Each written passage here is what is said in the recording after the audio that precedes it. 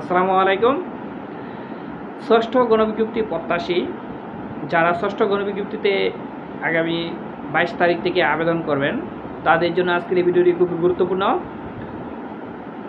আপনাদের আমি এই ভিডিওতে একটি বিষয় একটু ক্লিয়ার করব, অর্থাৎ চয়েস লিস্ট কীভাবে সাজাবেন এবং আপনার ইয়েস এবং নো অপশন আপনি কোনটি সিলেক্ট করবেন এই বিষয়ে কিছু গুরুত্বপূর্ণ কথা বলবো। আমাদের এই ভিডিওটি যে ইউটিউব চ্যানেলে আপলোড করা হবে চ্যানেলটিকে সাবস্ক্রাইব করে রাখবেন এবং আমাদের এই ভিডিওটি যে ফেসবুক পেজে আপলোড করা হবে ষষ্ঠ গণবিজ্ঞপ্তির যে কোনো আপডেট পেতে আমাদের এই ফেসবুক পেজটিকে ফলো দিয়ে রাখবেন। হবু শিক্ষকদের আমি একটা বিষয় আজকে সুন্দরভাবে বোঝানোর চেষ্টা করব। এখানে চয়েস লিস্টের উপরে কিন্তু অনেক কিছু নির্ভর করে, অর্থাৎ চয়েস লিস্ট যত সুন্দরভাবে আপনি সাজাতে পারবেন আপনার কিন্তু ভালো প্রতিষ্ঠানে চাকরি হওয়ার সম্ভাবনা থাকবে তত। এখানে অনেক মার্ক নিয়েও কিন্তু অনেকেই ভালো প্রতিষ্ঠান পায় না, আবার কম মার্ক নিয়েও কিন্তু অনেক সময় ভালো প্রতিষ্ঠান পেয়ে যায়। প্রথমেই আমি যে বিষয়টি বলবো, রিজিক আল্লাহর উপর থেকে ফয়সালা হয়। আপনি প্রথমে আল্লাহর উপরে 100% ভরসা রাখবেন। এক্ষেত্রে আপনাকে কিন্তু চেষ্টা করতে হবে যাদের মার্ক সর্বোচ্চ থাকবে। কিছু কিছু সাবজেক্টে যখন আপনি দেখবেন শূন্য পোস্টের তুলনা প্রার্থী সংখ্যা কম, অর্থাৎ শূন্য পোস্ট বেশি প্রার্থী সংখ্যা কম, তখন কিন্তু আপনি চয়েস লিস্টটা ওইভাবেই সাজাবেন। ভালো ভালো প্রতিষ্ঠানগুলো আগে দিবেন। স্কুল এর ক্ষেত্রে অর্থাৎ সহকারী শিক্ষকদের ক্ষেত্রে প্রথমে আপনি যদি স্কুল পছন্দ করেন স্কুলগুলো দেবেন, তারপরে কিন্তু আপনি চাইলে মাদ্রাসাগুলো দিতে পারেন। আর কলেজের ক্ষেত্রেও কিন্তু আপনারা প্রথমে কলেজগুলা চয়েস দেবেন আগে, তারপরে কিন্তু আপনি মাদ্রাসাগুলো দিতে পারেন। আর যদি কোনো স্যার যারা হবু শিক্ষক হবেন আপনাদের যদি একান্তই মাদ্রাসা মানে প্রথম চয়েস থাকে তাহলে মাদ্রাসা আপনি আগে দিতে পারেন। এইখানে আমি যে বিষয়টি বলবো, আপনারা যারা হবু শিক্ষক আছেন, আমি কিন্তু তৃতীয় গণবিজ্ঞপ্তিতে সুপারিশপ্রাপ্ত একজন সরকারি শিক্ষক গণিত।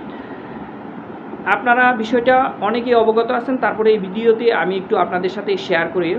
অনেক সময় কিন্তু আপনি সরকারিভাবে এমপিওভুক্ত হওয়ার পর যে বেতনটুকু পাবেন এই বেতনের সমপরিমাণ বেতন কিন্তু অনেক প্রতিষ্ঠান থেকে অনেক শিক্ষকরাই পেয়ে থাকে। তাই এক্ষেত্রে কী করতে হবে, আপনাকে এই ষষ্ঠ গণবিজ্ঞপ্তির মাধ্যমে আপনার মেধাকে কাজে লেগে আল্লাহর উপর ভরসা রেখে আপনাকে ভালো প্রতিষ্ঠানে সিলেক্টেড হতে হবে। ভালো প্রতিষ্ঠান বলতে এখানে আপনার ধরেন 2000-এর উপরে স্টুডেন্ট, 3000-এর উপরে স্টুডেন্ট, যে সকল শিক্ষা প্রতিষ্ঠানে 2000-এর উপরে কিংবা 3000-এর উপরে স্টুডেন্ট থাকে সেই প্রতিষ্ঠান থেকে কিন্তু আপনি একটা ভালো একটা বেতন কিন্তু প্রতি মাসে মাসে বিদ্যালয় থেকে এবং কলেজ থেকে পাবেন। এই ক্ষেত্রে আপনাকে ভালো প্রতিষ্ঠানে সিলেক্টেড হতে হবে। যাদের সর্বোচ্চ মার্ক থাকবে স্কুল এবং কলেজের ক্ষেত্রে আপনারা কিন্তু চয়েস লিস্টটা ওইভাবেই সাজাবেন যাতে করে আপনার সরকারি বেতনের পাশাপাশি প্রতিষ্ঠান থেকেও ভালো একটা অ্যামাউন্ট পেতে পারেন। আমি যে বিষয়টি বলবো এইখানে আজকের ভিডিওতে এই যতটুকু সম্ভব বোঝানোর চেষ্টা করব। এই ভিডিওটি যে ফেসবুক পেজে এবং ইউটিউব চ্যানেলে আপলোড করা হবে, এই চ্যানেলে কিন্তু আরও অনেকগুলো ভিডিও আপলোড করা হবে ষষ্ঠ গণবিজ্ঞপ্তি সম্পর্কিত। আপনারা যদি এই ভিডিওগুলো পেতে চান অবশ্যই আমাদের চ্যানেলটিকে সাবস্ক্রাইব করবেন এবং ফেসবুক পেজটিকে ফলো দিয়ে রাখবেন। এখন আমি যে বিষয়টি বলবো, যাদের কম মার্ক থাকবে কিংবা মোটামুটি মার্ক থাকবে আপনার চাকরিটি আগে 100% নিশ্চিত করবেন। 100% নিশ্চিত কিভাবে, আপনি ইয়েস অপশন চালু করার পূর্বেই আপনার চাকরিটা নিশ্চিত করবেন। কারণ এই 40টা চয়েস যে আপনি দিবেন এই 40টা চয়েস কিন্তু আপনার পছন্দ মতো আপনি দিতে পারতেছেন। আপনি কোন বিভাগে চাকরি করবেন, কোন উপজেলাতে চাকরি করবেন কিংবা কোন জেলাতে চাকরি করবেন, আপনি কোন এলাকাতে চাকরি করতে ইচ্ছুক, এই 40টা চয়েস কিন্তু আপনি নিজের ইচ্ছে মতো দিতে পারতেছেন। কিন্তু যখন আপনার এই 40টার বাইরে চাকরি হবে ইয়েস অপশন দিয়ে, তখন কিন্তু আপনাকে বাংলাদেশের যে কোনো প্রান্তে অর্থাৎ নিয়োগ দিতে পারে এনটিআরসি। এক্ষেত্রে আমি যে বিষয়টি বলবো, অনেকের কিন্তু অনেক বাড়ি থেকে 1200 কিলোমিটার দূরে, 800 কিলোমিটার দূরে, এমনকি 1500 কিলোমিটার দূরেও চাকরি হতে পারে। তাই এক্ষেত্রে আমি যে বিষয়টি বলবো, যাদের মার্ক একেবারেই কম থাকবে কিংবা শূন্য পোস্টের তুলনায় প্রার্থী সংখ্যা বেশি থাকবে তাদের ক্ষেত্রে আপনারা চয়েস লিস্টটা একটু বুদ্ধি কাটিয়ে সাজাবেন। কারণ এইখানে একটা বিষয় নির্ভর করব, ধরেন আপনি 30টা কিংবা 25টা কিংবা 20টা যে কয়টা দিতে পারেন, মানে ভালো ভালো দিলেন।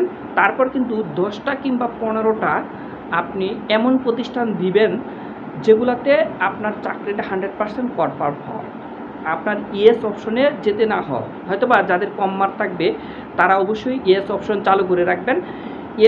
ইয়েস অপশন অবশ্যই চালু করে রাখবেন যাদের কম মার্ক থাকবে। তবে যাদের একেবারেই কম মার্ক থাকবে তারা অবশ্যই আপনারা কী করবেন, মানে 10টা কিংবা 15টা প্রতিষ্ঠান এমনভাবে দিবেন যে আপনার 25টার মধ্যে যদি চাকরি নাও হয়, বাকি 15টার মধ্যেও যাতে হয়ে যায়, ইয়েস অপশনে যেতে না হয়। তারপরে যদি এই 40টার মধ্যে বাকি ক্রমে না হয়, তাহলে ইয়েস অপশনে হয়তো বা আল্লাহ যেখানে আপনার রিজিক রাখবে সেখানে যাবেন। এখন যাদের মোটামুটি মার্ক থাকবে তাদের ক্ষেত্রে কিন্তু এই সিস্টেমটাই প্রয়োগ করতে হবে। কারণ যাদের মোটামুটি মার্ক থাকবে তাদের কিন্তু প্রথমে আপনি 10টা প্রতিষ্ঠান ভালো দিলেন, তারপরে 10টা প্রতিষ্ঠান মোটামুটি দিলেন, আবার কিন্তু আপনি বাকি যে ধরেন 10টা কিংবা 15টা প্রতিষ্ঠান এমন প্রতিষ্ঠান দিয়ে রাখবেন যাতে 25টা কিংবা 30টার মধ্যে যদি নাও হয়, বাকি 10টার মধ্যে আপনার চাকরিটা কনফার্ম হয়। যদি আপনারা ইয়েস অপশনের মাধ্যমে চাকরি নেন তাহলে কিন্তু আপনার এমনও আছে যে রাঙ্গামাটি, বান্দরবন, কাকড়াছড়ি এবং সন্দ্বীপ, মানে কক্সবাজার কিংবা বরিশালের বিভিন্ন যে প্রত্যন্ত অঞ্চলে কিংবা অন্যান্য বাংলাদেশের যে কোনো প্রত্যন্ত অঞ্চলে যেখানে দ্বিতীয় গণবিজ্ঞপ্তি কিংবা তৃতীয় গণবিজ্ঞপ্তি, চতুর্থ পঞ্চম গণবিজ্ঞপ্তিতেও মানে এমনও প্রতিষ্ঠান আছে কোনো শিক্ষক এনটিআরসি নিয়োগ দিতে পারে নাই, সে সকল প্রতিষ্ঠানে দেখবেন আপনাকে মানে সুপারিশ করেছে। তখন কিন্তু আপনি একটা মানে না পারবেন যোগদান করতে, না পারবেন যোগদান না করতে, অর্থাৎ তখন কিন্তু আপনি একটা টেনশনের মধ্যে পড়ে যাবেন। এই টেনশন থেকে মুক্ত হওয়ার জন্য আমি যে বিষয়টি আপনাদেরকে ক্লিয়ার করলাম এই ভিডিওতে, ইয়েস অপশন দেওয়ার সুবিধাটা হলো আপনি আপনার চাকরিটা 100% মানে কনফার্ম হওয়ার জন্য। 40টার মধ্যে অনেক সময় চয়েস লিস্ট সাজানোর ক্ষেত্রে অনেক সময় অনেকের হয় না, তারপরে কিন্তু শূন্য পোস্ট যদি থাকে তাহলে আপনার 40টার বাইরেও হতে পারে। এই চাকরিটা কনফার্ম হওয়ার জন্য কিন্তু ইয়েস অপশনটা চালু করার প্রয়োজন আছে। আর ইয়েস অপশন কারা চালু করবেন না, মানে যাদের একেবারেই নাম্বার বেশি থাকবে, মানে আপনি 100% নিশ্চিত হতে পারবেন আল্লাহর উপরে ভরসা রেখে যে আপনার এই 40টার মধ্যেই চাকরি হবে, তাদের আমি বলবো ইয়েস অপশন চালু করার দরকার নাই, তারা ন দিলেও সমস্যা নাই। তবে যাদের মার্ক মোটামুটি এবং যাদের মার্ক একেবারেই কম থাকবে তারা অবশ্যই ইয়েস অপশনটা চালু করে দিবেন। আর ইয়েস অপশন চালু করার ক্ষেত্রে আপনি চালু করার পূর্বে কি করবেন এই বিষয়টি এই ভিডিওতে আলোচনা করার চেষ্টা করেছি।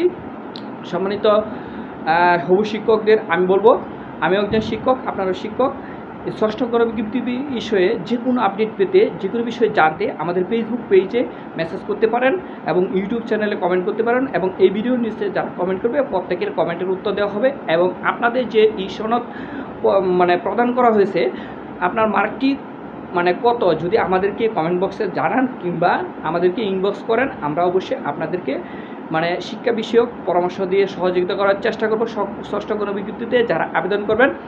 কারণ আমরা তৃতীয় গণবিজ্ঞপ্তিতে নিয়োগ পেয়েছি, চতুর্থ গণবিজ্ঞপ্তি বলেন, পঞ্চম গণবিজ্ঞপ্তিতে বলেন, এবং যারা তৃতীয়তে এবং চতুর্থ পঞ্চমে যারা নিয়োগপ্রাপ্ত হয়েছে প্রত্যেককেই আমরা কিন্তু এমপিওভুক্ত হওয়া পর্যন্ত অর্থাৎ বেতন হওয়া পর্যন্ত বিভিন্ন তথ্য দিয়ে সহযোগিতা করেছি, এবং কিভাবে আবেদন করলে চাকরি 100% নিশ্চিত হবে আমরা কিন্তু অনেকেই সহযোগিতা করেছি। আপনারাও চাইলে কিন্তু আমাদের কাছ থেকে ফ্রি পরামর্শ নিতে পারেন।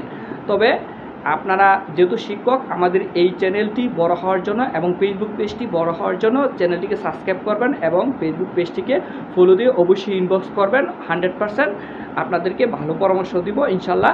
ভিডিওটি এখানে শেষ করবো। ভিডিওটি যদি ভালো লাগে থাকে অবশ্যই সকলের জানার এবং শোনার সুবিধার্থে ভিডিওটি একটু অবশ্যই লাইক কমেন্ট শেয়ার করবেন।